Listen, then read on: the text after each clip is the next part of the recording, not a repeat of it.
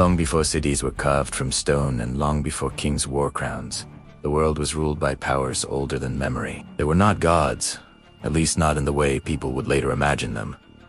They were forces vast, quiet, and patient. Deep beneath the mountains slept the Stone Keeper, a presence older than the mountains themselves. It listened to the slow grinding of the earth and the shifting of continents. When the world trembled, it was the Stone Keeper turning in its sleep. Far across the oceans drifted the Tide Mother. She moved the seas with slow, steady breath. Fishermen, centuries later, would swear the waves sometimes rose and fell like the breathing of a giant creature beneath the water. High above the clouds lived the flame of the sky. It hid inside storms and lightning.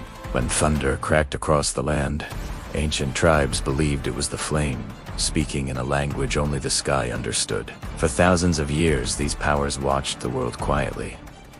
Forests grew, rivers carved valleys. Animals roamed free beneath the sun. Then humans arrived. At first, the ancient powers barely noticed them. Humans were small and short. They built fires, wandered the plains, and told stories beside the night flames. But something about them was different. Humans looked at the mountains and wondered what was inside them. They looked at the ocean and wanted to cross it. They looked at the sky and dreamed of touching it. And with every dream, the ancient powers began to stir. The Stone Keeper felt humans digging into the mountains. The Tide Mother felt ships cutting across her waters. The flame of the sky watched sparks rise from human fires into the darkness. For the first time in ages, the old forces paid attention. One night, during a storm so large it covered half the world, the ancient powers awakened together. Lightning split the sky. The seas roared. The earth shook, but they did not rise to destroy humanity. Instead, they watched, because the strange little creatures on the surface had begun to do something even the ancient powers had never done before. They changed the world.